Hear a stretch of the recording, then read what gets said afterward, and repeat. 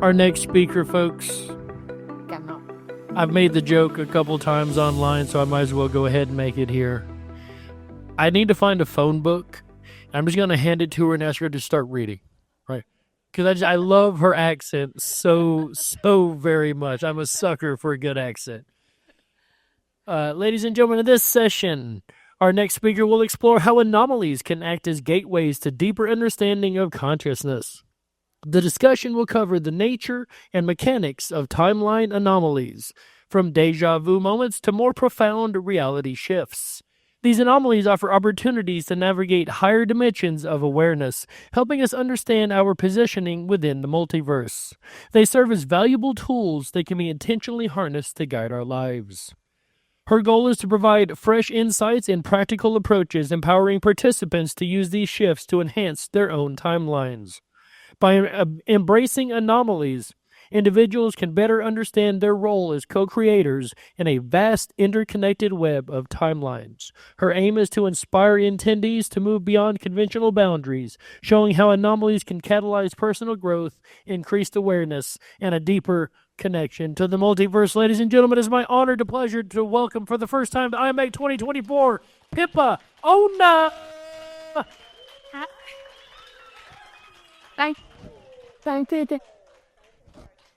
I'm really happy that Jerry read out what I was going to do, what I was going to say, because it was gone completely out of my mind, but now I know what I'm here for. So timeline anomalies. Okay, so two of the speakers today have mentioned keys. Keys are important to me. About 3 months ago, I walked to my house and there was this set of keys on the counter. I said to my husband, "What are those keys doing there?" And he looked at me and he said, "Those are your keys." And I said, I've never seen them before. And he said, "They're your keys. You've always had those keys." So I knew it was a timeline anomaly. Because of the work I've done, because of the work I do, because of all the reading, writing, and thinking and talking on this subject, I knew it was a timeline anomaly.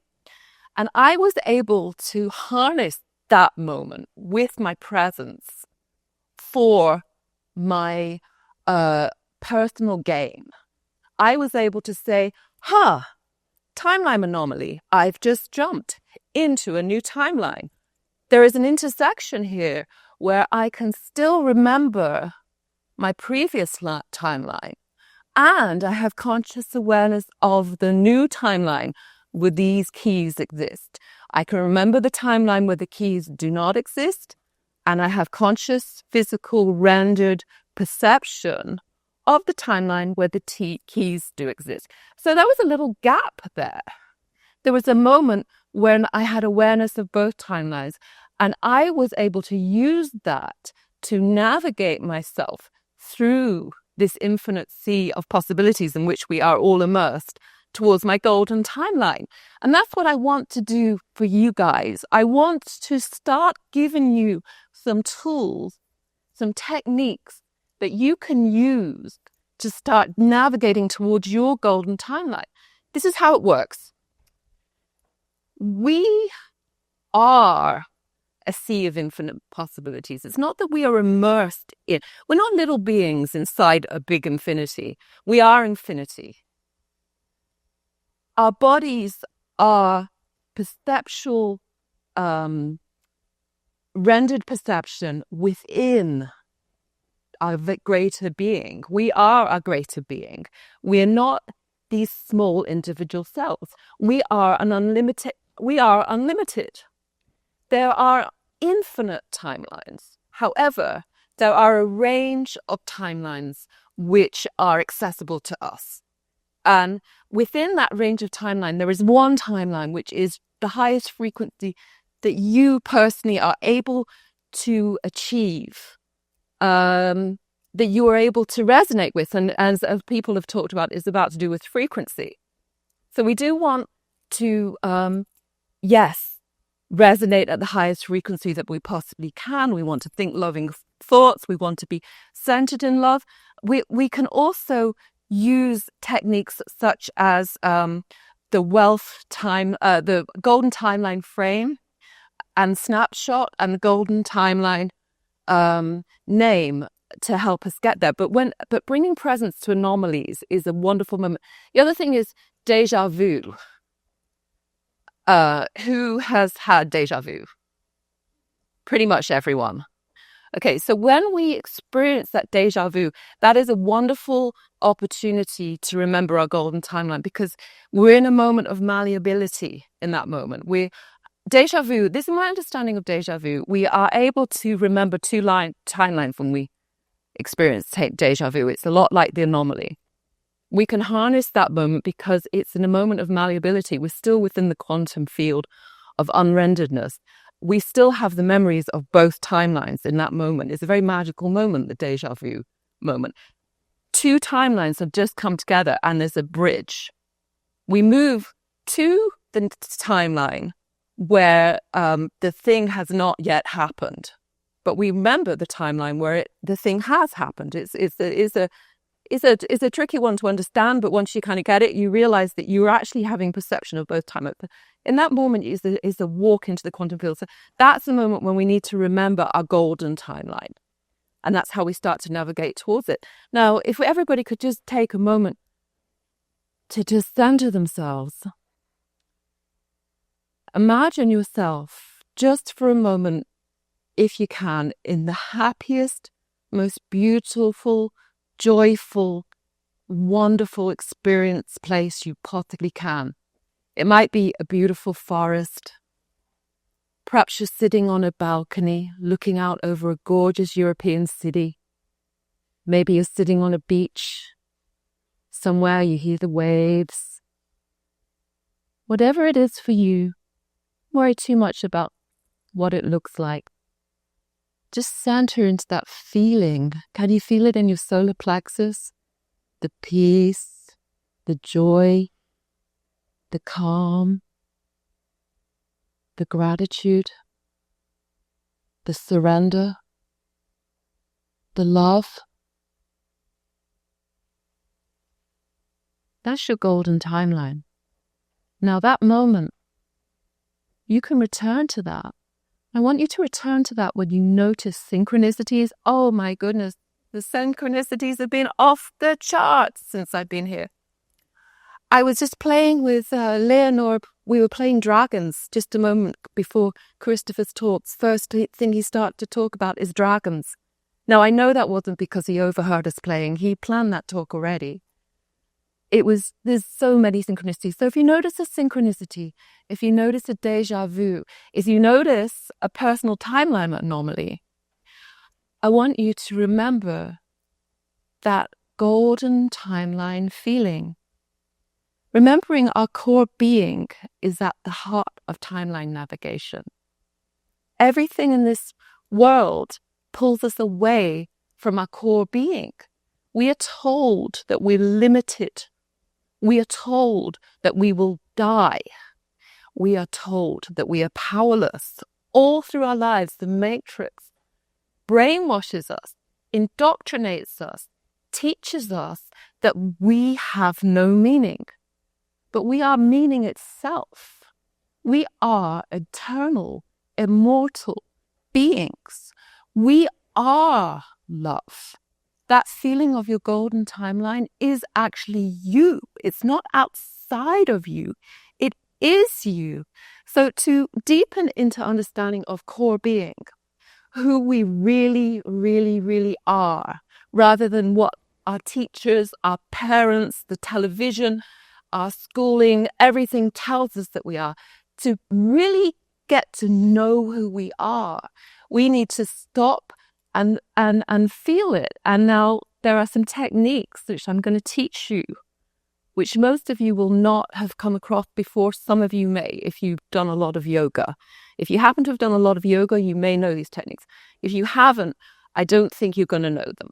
So the more we can center into knowledge of our core being, the more we can profoundly move through timelines, navigate through the timelines in a way that benefits us, that takes us to a higher line, rather than pulling down to lower timelines, doom timelines all around there. We can navigate towards our wealth timeline or our golden timeline. I've been calling it both lately, wealth or golden. So that golden timeline, can you point to where it is? Close your eyes. Can you feel where it is? Where is it?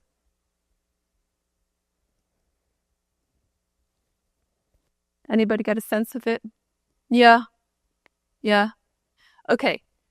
So that's where we need to be going. But to go there, we need to go there from our core self. We can't get there through ideas. We can't get there through wishing or wanting or longing, or all of these things just affirm lack. To get there, the more we center into this now moment where we are, the reality, the more we have the power and the impetus and the energy to get to that golden timeline and start rendering it into perceptual reality, because that's the goal. We want to start seeing that particular timeline rendered into our sensory. So I will start with the first technique, which is, I'm going to take my glasses off for this to get it. Close the eyes, bring the middle finger, point it here to your third eye. Now look inside your forehead at the point where your finger touches your forehead. Take a deep breath. Take a moment to just focus on that. Now, you may or may not experience a whole lot just in this moment standing here, but if you do that every day consistently, a few minutes a day, your third eye is going to open. If it's not already open, many of you have opened third eyes already, and this is redundant information. However, if your third eye is not yet open, or you would like to broaden your experience of your third eye, that's how you do it. Just close your eyes, put your finger in the middle of the forehead, focus on that spot, breathe, relax, just look there, focus all your energy there. That's the first thing. That's one aspect of knowing our core self. Second one I want to teach you is take your middle fingers like this, put them in your ears, close your eyes. Now, just push your fingers in gently, don't hurt yourself if you've got long nails. You will hear a sound that sounds like the ocean. With your eyes closed, you can listen to the ocean. That's the sound of your inner self. It's the sound of the ocean. The more you listen to it, the more you're going to experience greater things. You might hear music, you might hear angelic voices, but that is going to help you listen to the sounds of your inner universe. You'll be able to see your inner light with this. You'll be able to hear your inner music with that. That's technique number 2.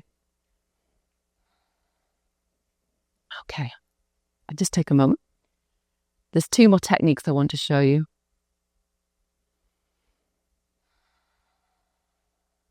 The third technique, take your tongue, put it gently on the roof of your mouth, close your eyes.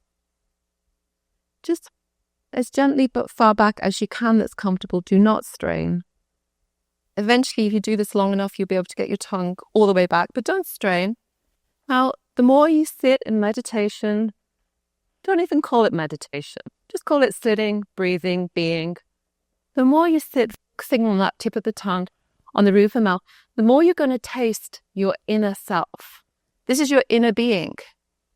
This is, the yoga name for this is nectar. It's a meditation technique from yoga called nectar. And you will taste the sweetness of yourself. That's the sweetness of your inner being. So you see your inner light, you hear your inner music, you taste your inner being. Those are the first three techniques. There's one more I'm going to share with you.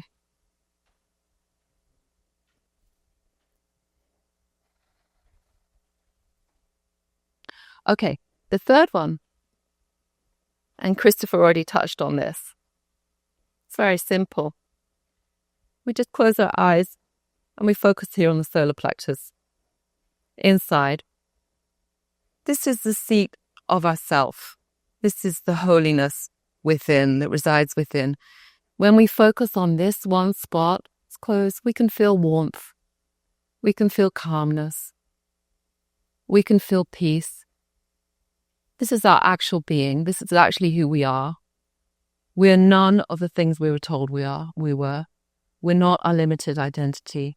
We're not even man, woman, old, young, black, white, any of these outer external identities. We are holiness itself. This is our true being.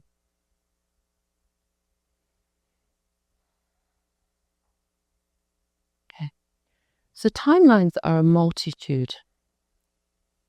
They flow through our greater self.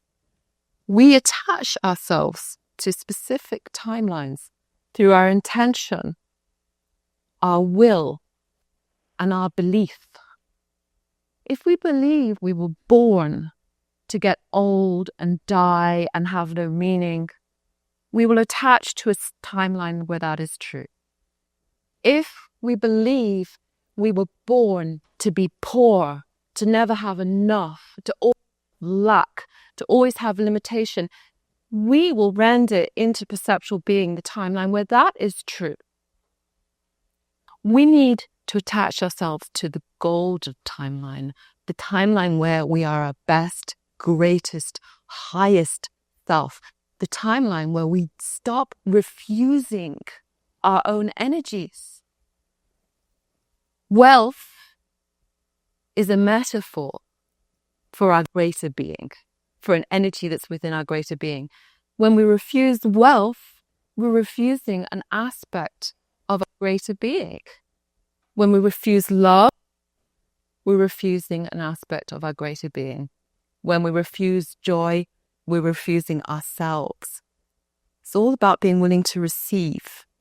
Are we willing to receive all of our frequencies? Are we willing to receive our higher frequencies? Can we transmute our lower frequencies? When you bring the lowering frequency, I call it 12 the frequencies, but one of them is about transmuting lower frequencies. The rule is anytime you bring a lower frequency into contact with a higher frequency, the lower frequency must transmute. It is frequency law. So it's about being in presence. If you find yourself having a negative thought where you think, everybody in my family always, ends up as a loser, or something, say that's your thought. That's a low frequency thought. That's a very low frequency thought. The task is to be so aware and have so much awareness of your core being and your core self that you catch yourself in that lower vibrational thought. You immediately bring that lower vibrational thought up to your higher timeline. You lift it up. One thing is you can lift it up to the sun. That's a very nice technique and an easy technique to remember is, I caught myself, I had a lower vibrational thought. Sun, give it to the sun. And we transmute it. We can also just remember something what we love. Roses, our child, our dog, chocolate, whatever it is, something that we love, we bring that lower frequency up and we transmute it. So we're not transmuting out there because there is no out there. This is just one. We're all one. There's not, we have an illusion of separateness. Actually, there's one being here. And that one being is spirit. That's my name.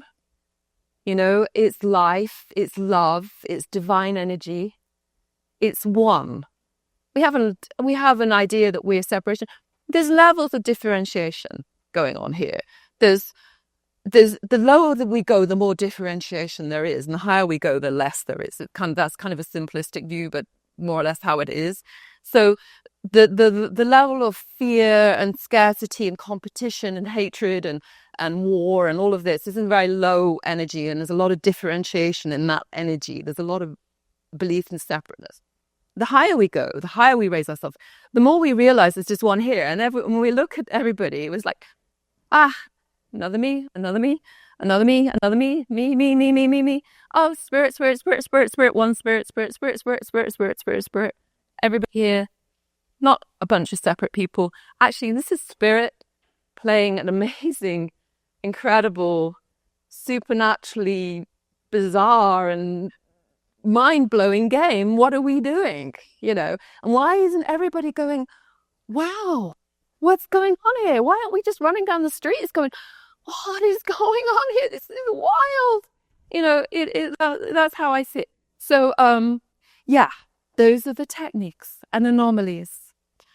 I always knew that timelines were a thing. I didn't have a name for it. I didn't know intellectually what was going on, but I knew inside myself.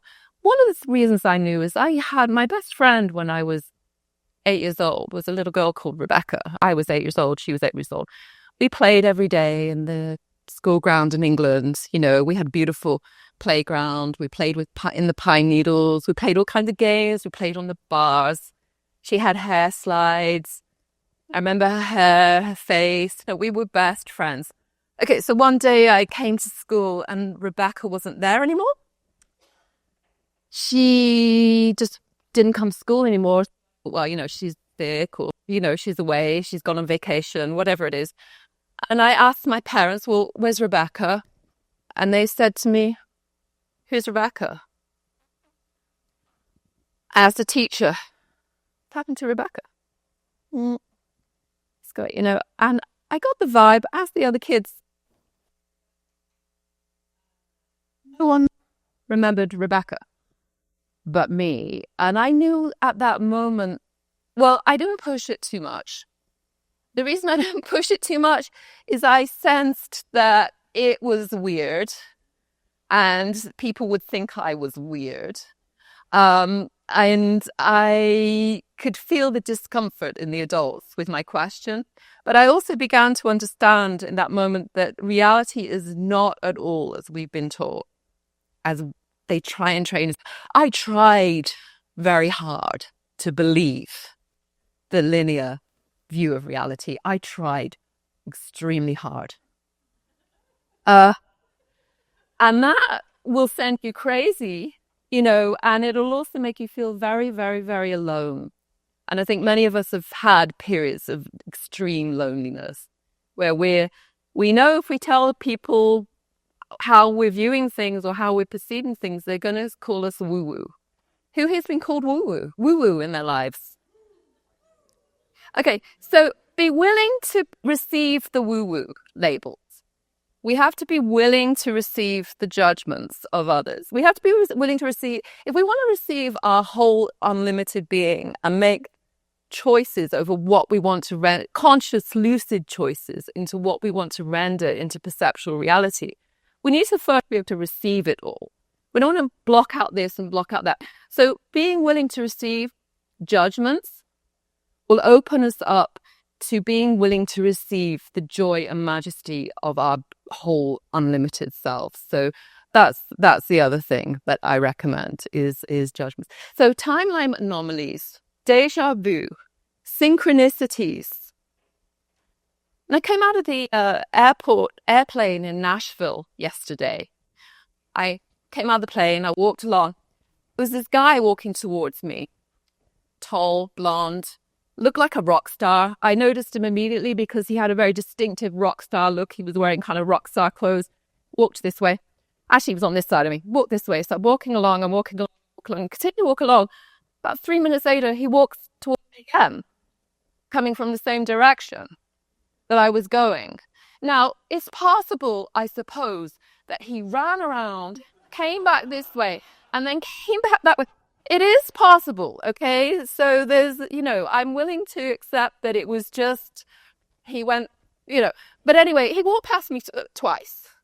And I was like, whoa, glitch in the matrix. It's just like in the Matrix. Woman in the red dress, So those moments, if we bring presence to them and we don't discount them, because so often we discount them, we just say, oh, I'm crazy. Oh, I want to believe. I want to experience this. I'm making stuff up. Or we have 1,000,001 things that we tell ourselves as to why this isn't. But if we, instead of discounting those moments, we go, oh, malleability. here I am. Things are fluid. My timeline is freeing up. My linear flow of cause and effect has freed now. And I'm freed from the narrative that I call the past and the narrative that I call the future. I've leapt out of linear time. And in this moment, I'm outside of linear time. And I can use this moment to make a conscious decision of what timeline I'm choosing to render into perceptual reality. So in that moment, remember the feeling, remember the frequency of your golden timeline. What is that feeling? Yeah, we all know it. We all know what a golden timeline feels like. It feels amazing. It's the highest frequency that you can feel. It's joy. It's euphoria. Some call it Christ frequency. Some call Christ a frequency. I have that view of Christ as a frequency. It's the highest frequency attainable to us, which is Christ frequency. So remember, if you want to call it Christ, call it Christ. If you want to call it golden timeline, call it golden timeline. But what I want you to do is keep coming back to that feeling.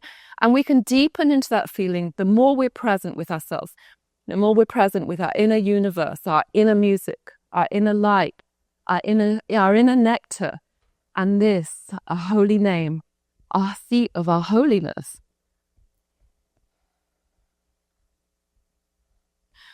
I went to my cupboard the other day, and I keep my wardrobe. We were talking about clothes, fashion. I love clothes. I'm really careful with my clothing. But I don't have too many. I have about this many. I keep them neat. I have them color coordinated, going from light to dark. I'm really neat with them. I love my clothing. Okay, I walked in there the other day, and there's a jacket I've never seen before. It's this pretty nice jacket. I thought, well, whoever picked this out's got pretty nice taste. This is nice. It was like a white jacquard jacket, a J. Crew, quite expensive one. Probably like they have like their different labels. This was their higher label, and it's a nice jacket. I should have probably worn it, but I didn't bring it. I thought, wow, I've never seen that jacket before, and I've just switched timelines. I know that, or I'm in the middle of switching timelines, because I think these anomalies happen. They're a way of, it's a transitional period. What we tend to do is we tend to go into immediate amnesia. I have something that I call my timeline jumpers protocol, which is a protocol for if you find you've timeline jumped. You can find you timeline jumped when you have these moments of synchronicity, anomaly, or deja vu. You can also wake up in a dream and realize that you've timeline jumped. Dreams are actually timeline jumping. I mean, it's sometimes really hard to get your head around, but when you think about it like this, timelines just means a story called the past and the future. So when we're in a dream, we tend to not have a past or a future. We're just there. Okay, I'm dreaming. I'm in a room. I don't remember how I got here. I don't know what's going to happen when I leave this room. So that's why we think we're in a dream and not in our regular life. It's actually if we were all just here now, we didn't remember anything that had happened before, and we don't have any imagination of what's going to happen in the future, then we would have effectively moved out of time. We would have stopped time when we'd just be here in time. Memory and imagination create time. That's why dreams are so strange and timeless, because we're not remembering the past and we're not imagining the future. That's actually the only difference. We string together events with our memory and imagination and call them reality. We call them our lives. But actually, what's happening is these are just like things that we pulled out of the quantum field, decided to hang together. We all think our childhood was something real that actually happened in the past. What evidence do we have that that's true? We have a story that we tell ourselves. What if our childhood was yet to happen? What if we're moving towards our childhood? What if Every time we think we're remembering our childhood, we're actually creating our childhood. If that's true, can we create a better childhood? How about creating a nicer childhood? How about creating a really, really happy childhood, the childhood that we wish we'd had? Can we change reality? Can we change our timeline if we adjust? If timelines are created from imagination and memory, can we change our timeline by adjusting our imagination and memory? Yeah.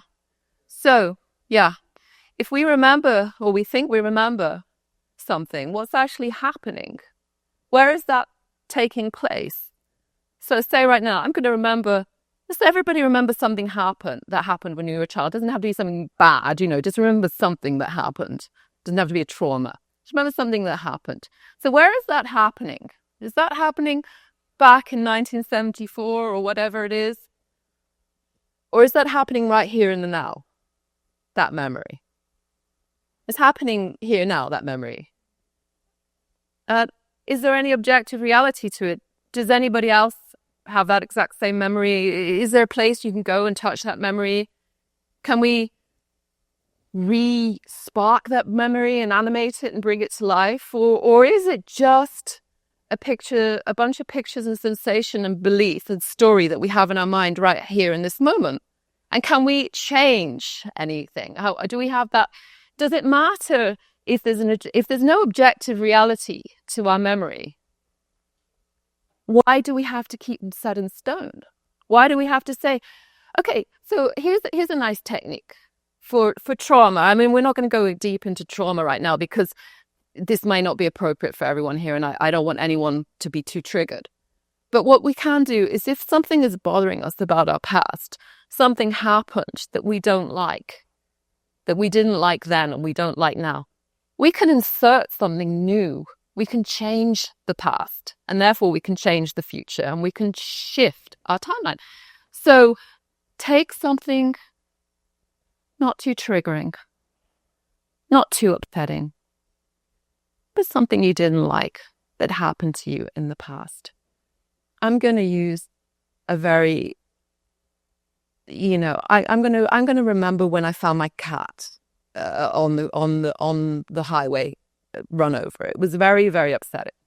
Now, instead of having that upsetting memory, I'm going to insert something new, something to change it, something to elevate that memory. So I'm no longer carrying around that upsetting lower frequency memory. I'm going to insert a golden angel into the picture that sweeps up that cat, brings that cat into her arms, and loves that cat into heaven. And it's a beautiful, beautiful image that I've got there now. I've just successfully transmuted that one memory of mine. I've lifted it. I'm no longer carrying that heavy energy in my field. I've just transmuted it. No, you can too. I want everybody to just take 1 minute, just take a few minutes, just close your eyes. Think of something that's upset you in the past. Try and pick something quite mild, because I don't want anyone getting too triggered right now.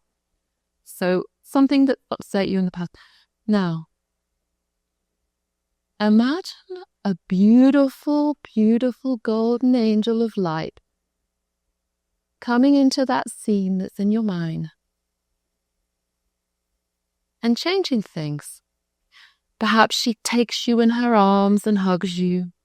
Perhaps she stops the bad thing happening. Or perhaps she sweeps you away before the bad thing happened. Perhaps she gives you words of comfort and joy. Or maybe she gives you a golden envelope filled with secrets. Feel the feeling, breathe into it. Remember core being. Remember your core self. Remember your holiness. Remember your beauty. Remember spirit. Now you've transmuted that memory. You can go through all of your memories, every single one.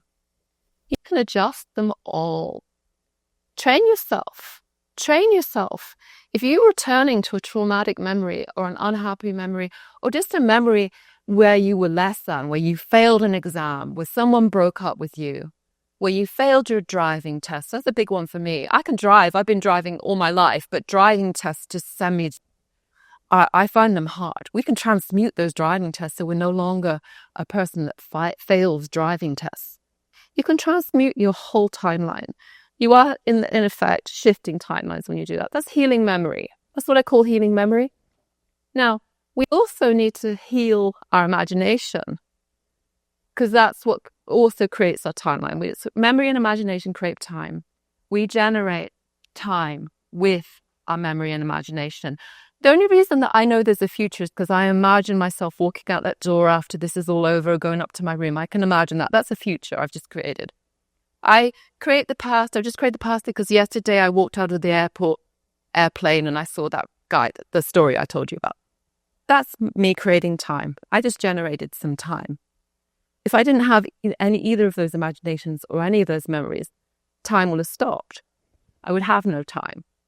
So to heal your imagination, where are you going? What are you doing? I mean, are you going to go home after this? Is something about going home upsetting you? Or is it something you're kind of worried about? Did you forget to take out the trash? Did you forget to unload your dishwasher? There's a little anxiety about the future. You got a bill you still need to pay. You know, somebody in your life that you're not really getting on with. Is there a problem somewhere in your life that you envision in the future? It's weighing you down. Those worries, those anxieties, those dark spots are keeping you anchored. They keep us anchored. And, forgetting to the broken timelines, a million projects. Oh my goodness, I've got all these things I need to do and I haven't done them. Those are weighing us down because those are broken timelines. They're keeping our energy from our primary timeline. Yes, we're timeline jumpers. Yes, we travel. Yes, we're quantum explorers. And yes, we want to bring our whole self, our whole unlimited being here into this, our primary timeline. This is where the power is. This is what we're doing. We're showing up here. We don't be not scattered and broken timelines, all the things that we mean to do that we didn't do. The trash, the wardrobe, the shoes, the supermarket, the bills, friends we need to call, the mum that we need to call, all of these little bits and bobs, the floor we need to sweep, all of these things are fragmenting us and they're stopping us from showing up here in our primary timeline. So to heal the future, to go back to healing the imagination, we need to clear our imagination. So instead of going home and feeling powerless or overwhelmed or anxious or stressed about something, we see ourselves being fully present and dealing with all of our broken timelines with grace, ease, joy, absolute power. We are all here. We're not scattered. We are all here and we're able to deal with everything. Our bills. We can deal with that. We're infinite beings. We're divine consciousness. We're source. We are everything. We are all. We can deal with some credit card debt. We can deal with the minutiae of life. We don't have to be in a state of niggling anxiety about all of these small things. So we can heal our imagination. We can see ourselves fully achieving everything we set out to do. We can do, if you intend to, you incarnated here. You rendered all of this into being. You created me. You created this. You created flowers. You rendered it out of the big field of undifferentiated waveforms. You rendered all those things into being with your perception. So yeah, you can deal with anything this timeline we're going to throw at you. And so you heal your imagination. So who here is heading towards death? Who here is fake? Who here is coming towards death? Yeah? Do you think you are? Yeah, okay, so do you, what I'm trying to get at here, okay, let me put it a different way.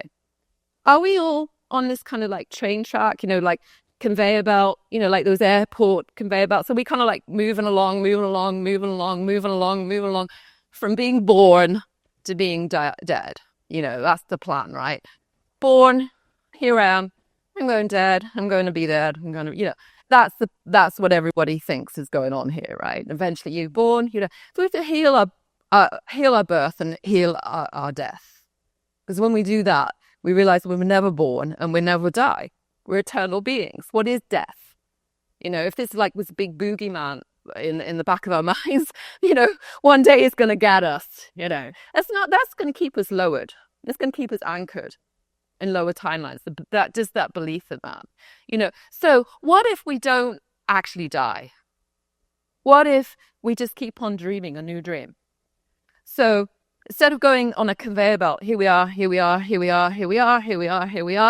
What if we're just going sideways? New reality. And what if we have trained ourselves so well to know our core being that we can remember ourselves no matter what? We're stripped of all of our identity. Here we are in a new timeline. We got a new name. Our body looks different. Our life circumstances are different. We may not be female or male. We may be completely different. Everything might be different around us. But we've so well trained in remembering our core being that we remember our core being. Sorry, I was going to tell you about the timeline jumpers protocol. I was jumping around a bit. Timeline jumpers protocol. So you find yourself jump timelines. You don't know what's going in. First of all, before the amnesia sets in, before you forget your old timeline, you remember that you've timeline jumped. You bring presence. I've timeline jumped. So when you see a new jacket in your cupboard or something weird happens, you're, okay, I've timeline jumped. Then you remember core being. You remember self. You return to knowing. You return to who you are. Then you ground through your feet. Remember the earth. Pull down. Remember the breath. Centered. Then you say, what is my mission in this realm? So, everybody here has timeline jumped from somewhere. I want you all to just take a moment to go, okay, I've timeline jumped. Now I'm here. Remember to ground. Remember core being. And ask yourself, what is my mission in this realm? Just ask, what is my mission in this realm?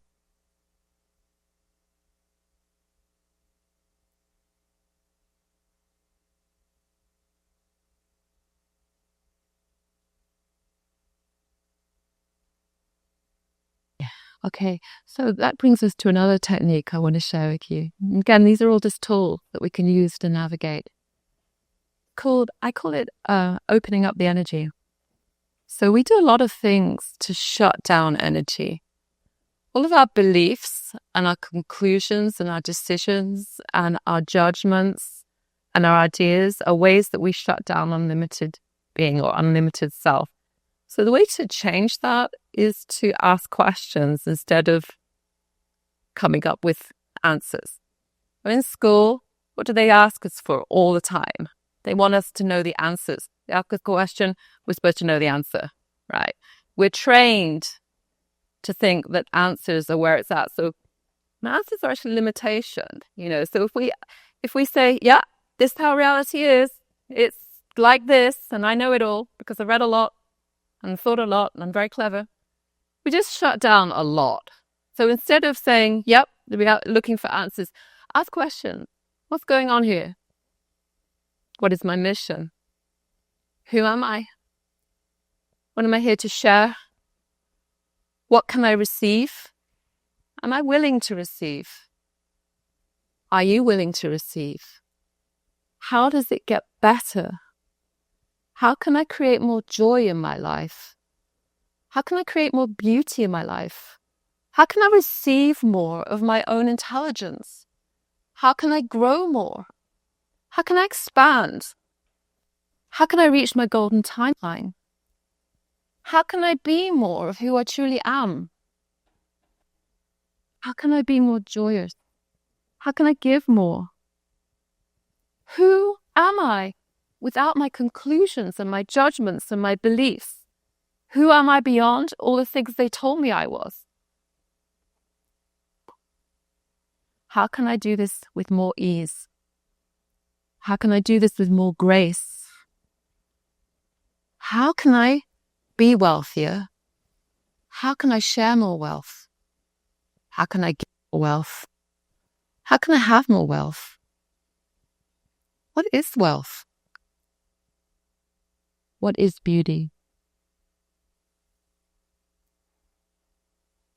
Okay, so that's opening up the energy. So if you have a problem in your life, don't look for the answer. Just ask the question. If it's a practical problem that you're running a business, you haven't got enough customers, no one's buying your stuff. How do I get more customers? How can I give more to people? How can I share my products better with the world? How can this company be better? Ask questions. Just opening up the energy. And then the other technique I want to share, and if Leonora is here, is she here? Leonora, are you here, darling? Okay, this is my assistant. We agreed that she would come and be my assistant. So, everyone, I'm very lucky. And we were playing dragons before, and it was the most wonderful game. And I said, shall I tell all those people that I've made a new friend and I'm actually very busy and we're playing dragons, or shall I carry on talking? And I carried on talking. But okay, so Leonora is going to show a technique for energy. There's lots of ways we can clear energy. This is one of the ways to clear energy. So here, take a moment. Ring the bell.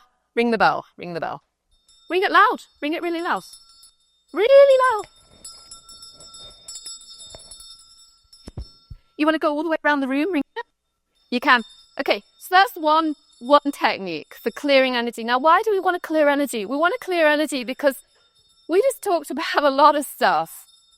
I don't know about you guys, but I felt a lot of energy shifting around, in our greater being. I felt a lot of movement. So when that stuff happens, it's good to clear, because any of the lower frequencies that we dislodged through shifting our energy pattern, through thinking new things, through seeing things in a new way, we want to keep that moving. We don't want to just let that settle. So thank you, darling. That is perfect. That's one way of clearing energy. Thank you, sweetheart. Well done. Thank you. I knew she would be good at that. Okay, I knew she could. Now, that was the other way of clearing energy. Everybody just clapped. What are we doing? We would clap. We're clearing energy. That's absolutely it. We're clearing energy. And when we,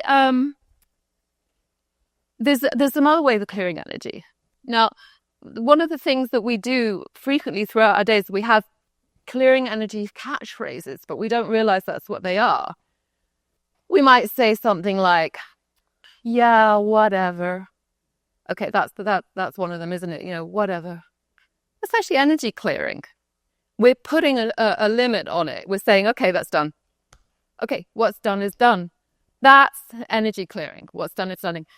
And it'll get better. That's energy clearing. We're putting a punctuation mark at the end of it. So I like to have a clearing statement that I use, that's mine. One of the ones, I have a lot of different ones, but the one I like to work with at the moment is whatever is not love falls away. That's one I find really beautiful. So if we're doing a lot of this work, where we say we're going back through our memories and we're sculpting them to our preference. We're taking that time in college when, we were dissed by someone that we were attracted to and we were hurt. We were heartbroken maybe, it's painful. It's still painful. We've got that in our field. Okay, so we'll change that. Let's change that memory. Let's change it to something beautiful. We were the most attracted person there. Everyone loved us. Everyone wanted us, and we changed that. We changed that for ourselves, and we that we've just moved a load of energy there. So we want to clear it. So whatever is not love, let it all fall away. So if everyone just take a moment, because we've moved all this energy, to just, whatever is not love, let it fall away.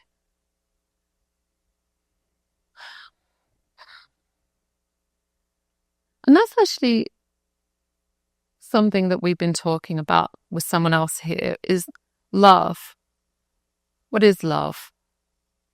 Oh, emotion, yeah. Well, we're told that love is something to achieve or attain or seek or find, or that we're lucky with or we're not lucky with, or that we love another person, we're going to love our children, we love our dogs, we love our partner, we love people. But how is that possible? I mean, if I'm in a room with my husband and with somebody, some person I've never met before, and I don't particularly, have a feeling for them one way or another, do I go, husband, love, person, nothing. Husband, love, person, nothing. Does it switch on and off that quick? Is it like, love, nothing, like, nothing? No, that's not love, how love works. Love is actually our being. You can't love someone. You don't life someone. It's like I love that thing that's outside myself, but I don't love that other thing that's outside myself. So it's switch on, switch off, switch on, switch off. It doesn't work that way. We are love. That is actually being, our actual being. Like life is a frequency. Life, love is a frequency. So we may meet people that remind us of our actual being, but that love is in us, it's not in them. Whether or not someone loves us is unknowable. It's not actually any of our business. And just like we can't know what someone else is thinking, or if they're thinking, or if they're even real, or if they even exist when we leave the room, we don't know that. I walk out of there in a minute and all of you can just become quantum, unrendered, undifferentiated waveform. We can't know what's going on with someone else. So whether they love us or not is irrelevant. It's an abstraction. Just like everything other people think is an abstraction. It's just unknowable. There's no way of knowing. All we can know is what's going on with us. And we don't feel love. We don't find love. We don't have love or not have love. All we have is knowledge of who we actually are and what we actually are. We're life. Life is love. We are life experiencing itself in this moment. And there is only this moment. There's always this moment. It's like a light. Imagine a light just going on. So actually that's a good place to leave it. I'll leave it on that. Love, love, love. That is our actual being. That's who we are. So all we can do is know ourselves or not know ourselves. That's all that we can do. Thank you. Ladies and gentlemen, Pippa, Oona.